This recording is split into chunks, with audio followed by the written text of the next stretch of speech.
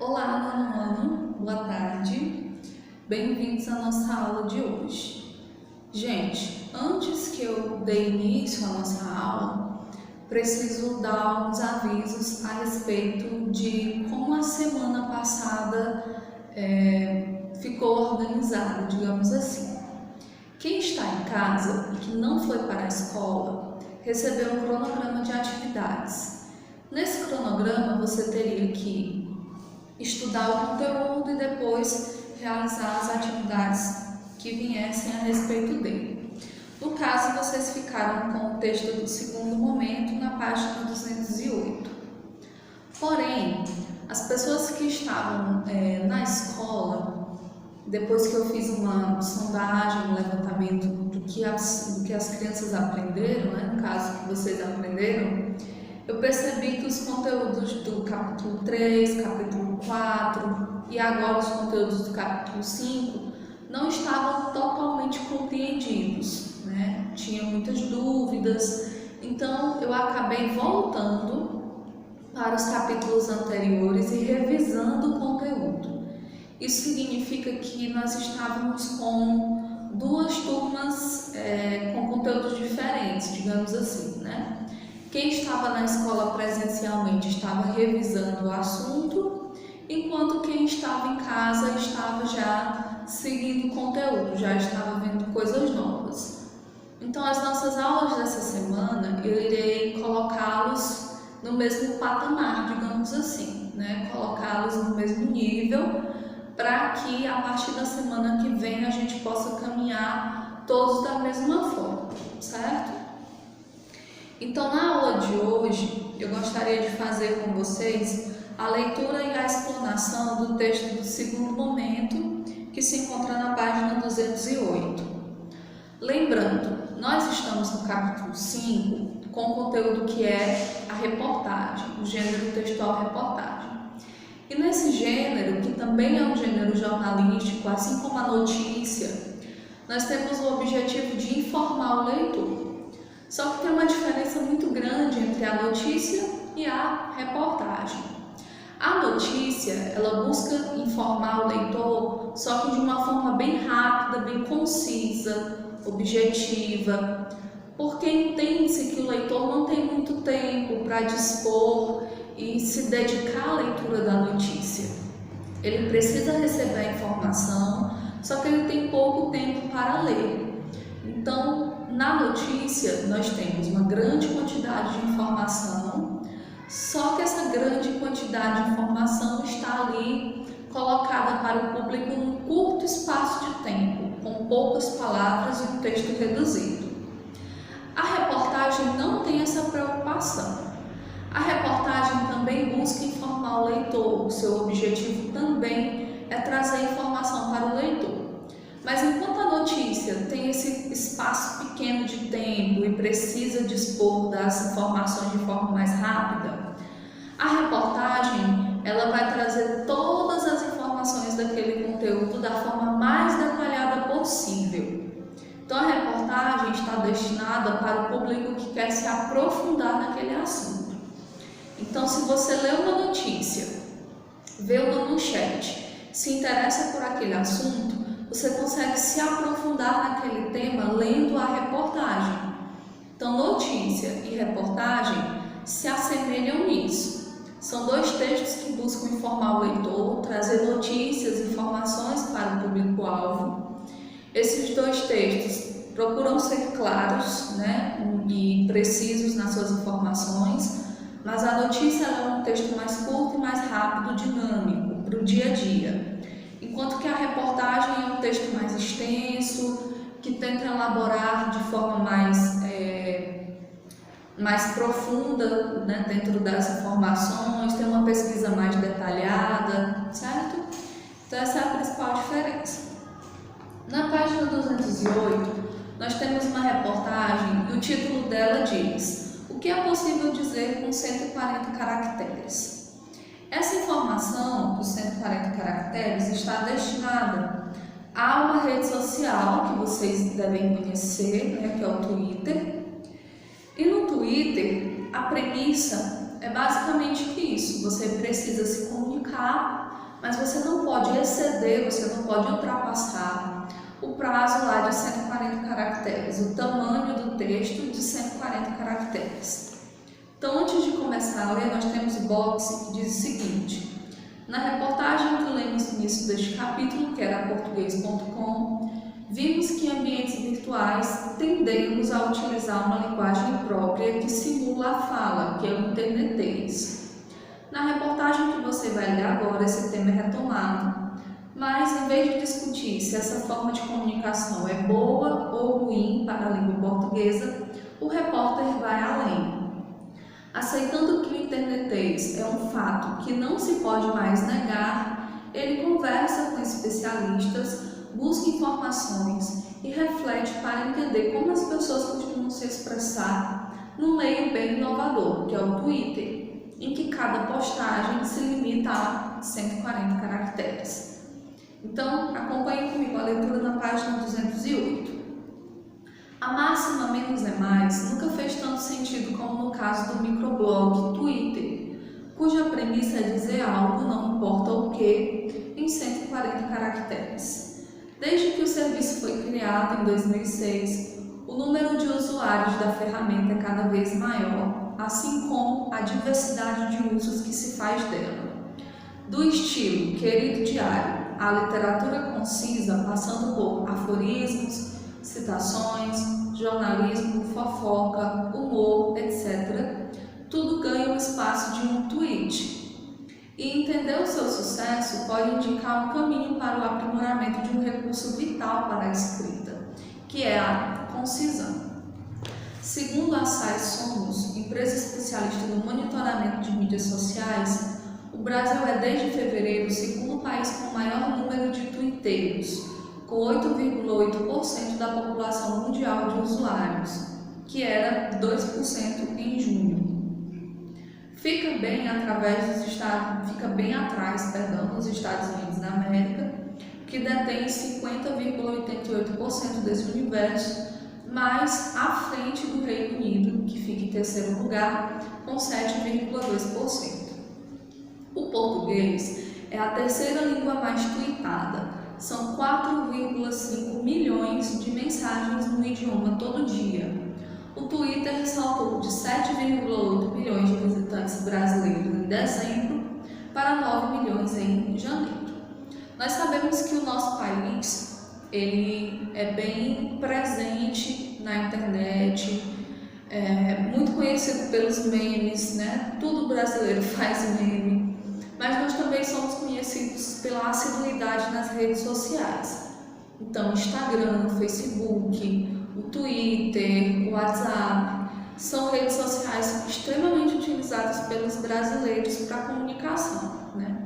Principalmente nesses últimos anos, nessas últimas décadas, quando essas ferramentas se tornaram bem mais populares e, de certa forma, o acesso à internet se tornou mais amplo. E pessoas que não tinham esse acesso passaram a ter tanto acesso ao celular em si, como à rede mundial de computadores. Então, tudo isso é uma consequência desse Brasil mais globalizado, por assim dizer. Então, o próximo tópico fala sobre o amadurecimento. A crescente adesão brasileira não chega a ser surpresa. Com a inclusão digital a pleno vapor, o país atingiu 66,3 milhões de internautas em 2009, 16% a mais do que o ano de 2008, segundo a Ibope Nielsen Online. Na rabeira dessa onda, fenômenos de concisão online, como o Twitter, ficam mais evidentes. No começo, era comum que os usuários da ferramenta se limitassem a registros do cotidiano ou a descrições de estados de espírito, como estou indo para a escola ou acordei meio triste. Embora o estilo confessional persista, sobretudo entre os mais jovens, a diversidade de vozes hoje é maior, favorecendo a pluralidade de estilos. Contar com um público mais maduro pode ter ajudado a diversidade de texto do Twitter. Só 15% dos norte-americanos no Twitter têm menos de 25 anos, segundo Morgan Stanley Richard, No Brasil, 61% dos usuários são homens, na faixa etária de 21 a 30 anos. Página 209. A ferramenta intensifica a tendência da concisão verbal, uma das marcas da comunicação online. A economia de sinais gráficos deu força, por exemplo, à chamada twittetura ou twitteratura, que é um neologismo para os enunciados telegráficos com criações originais, citações ou resumos de obras impressas. Até a Academia Brasileira de Letras se rendeu ao novo gênero, criando um concurso de microcontos inspirado no Twitter. Então, qual que é a essência desse texto? Conseguimos analisar se essa concisão, ou seja, essa objetividade, esse texto resumido, é positivo ou negativo. Então, dentro do conteúdo que vocês estão visualizando, do corpo da reportagem, o repórter sempre está nos levando a entender que essa concisão é positiva. Por quê? Estamos bem mais conectados do que antigamente, utilizamos as redes sociais com mais assiduidade do que antes e precisamos fazer com que essa comunicação seja mais rápida. E para conseguir comunicar-se com alguém de forma rápida, você precisa falar tudo que precisa ser dito com poucas palavras, mas sem perder o sentido da sua informação, da sua mensagem. Então ele está defendendo exatamente isso, que o Twitter é uma ferramenta que vai auxiliar as pessoas nesse processo. Por quê? Graças ao Twitter, com essa caixa de diálogo reduzida, que só permite a inclusão de 140 caracteres, é possível que as pessoas mudem a sua forma de escrita, a sua forma de escrever e consigam adaptar os seus textões, sabe? Aquela lauda imensa de texto e resumir nesses 140 caracteres. E ele está defendendo que isso é positivo para a comunicação, porque, como eu disse anteriormente para vocês, nós dispomos de um tempo bem reduzido por conta de todos os outros afazeres. Então, isso tem um lado positivo. Você consegue se comunicar com as pessoas em um curto espaço de tempo. Essa é a defesa, essa é a tese que a reportagem está trazendo para vocês. Aí nós temos mais um tópico chamado de isca. Para Wagner Martins, o Mr. Manson, criador do Coca da Boa, um blog com 6.000 acessos diários, se os outros meios de comunicação não lidarem com a informação de forma ágil, entre aspas, sem encher linguiça, terão dificuldade de reter a atenção dos internautas. Abre aspas. O Twitter é a porta para um conteúdo mais profundo, uma isca ou manchete que chama a atenção. Fecha aspas. Explica Martins, o sócio da agência Spy Marketing de Guerrilha, para quem o poder da síntese é uma característica de pessoas criativas. Que o diga o publicitário Antônio Pedro Tabé, dono de um perfil com mais de 247 mil seguidores e criador do Kibe Louco, blog de humor com 300.000 acessos diários. Para ele, uma ferramenta complementou a outra. O Twitter leva pessoas até o blog e o blog referencia o Twitter. Um amigo me disse, abre aspas, que o Twitter é a maior porta de banheiro do mundo, com o agravante de que o papel acabou e sobrou só a primeira página do jornal, fecha aspas. Ironiza o publicitário que diz já ter deixado de escrever coisa melhor no Twitter por faltarem, entre aspas, 2 malditos caracteres. Para Tabé, apesar de o humor na twittosfera ser ágil, informal e propenso a experimentações, não significa que seja moderno. O Brasil já teria sua tradição de irreverência concisa. Abre parênteses, abre aspas no caso. Sérgio Porto já fazia isso há muito tempo e o Milor Fernandes faz isso até hoje, defende Tabé. Para Martins, do Coca da Boa, os brasileiros são mais preocupados em procurar assunto com outros usuários, daí serem mais propensos a interações nas redes do que os norte-americanos, por exemplo, que costumam ser mais lacônicos, impessoais e informativos. É um fenômeno parecido com a transformação do idioma no cotidiano. com a abreviação de palavras, a ênfase nas onomatopeias e a exclusão de acentos. A língua falada é viva e em constante transformação, e as redes sociais reproduzem isso, afirma Martins. Não posso negar, eu digo isso para vocês constantemente. A nossa língua falada não é necessariamente a nossa língua escrita. Na fala, por ela ser rápida, dinâmica, nós estamos aqui, conversando, nosso pensamento é muito acelerado, então falamos ali de forma rápida. E o que importa é a nossa comunicação com o interlocutor, ou seja, eu falar e você que está me ouvindo conseguir me entender.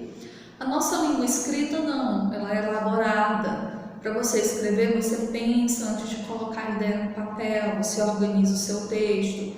Então, realmente, a língua falada é a língua que a internet acaba absorvendo, porque é a mesma dinâmica do pensamento acelerado, de querer participar da conversa, de trazer as informações de forma mais rápida possível.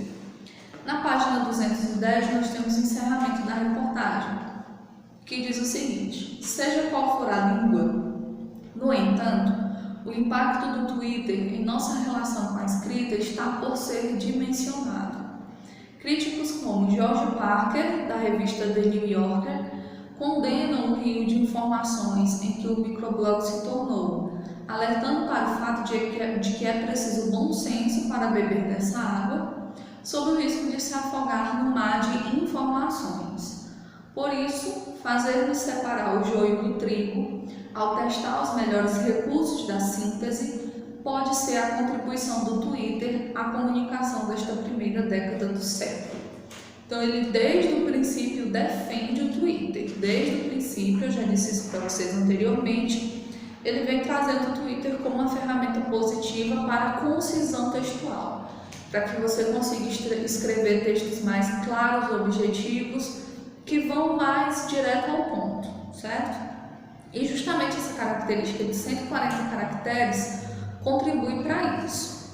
Na página 209, peço que vocês não deixem de ler o dicionário, certo? Trazendo todas as palavrinhas e as suas significâncias. Nós temos premissa, essa palavra concisão, que nós estamos repetindo sempre, que é resumir para o essencial, os aforismos, que são ditados, os neologismos, que são palavras novas da língua, propenso, que é aquele que demonstra tendência ou inclinação para algo, Sérgio Porto e Milor Fernandes, os dois nomes que foram citados aqui na página 209.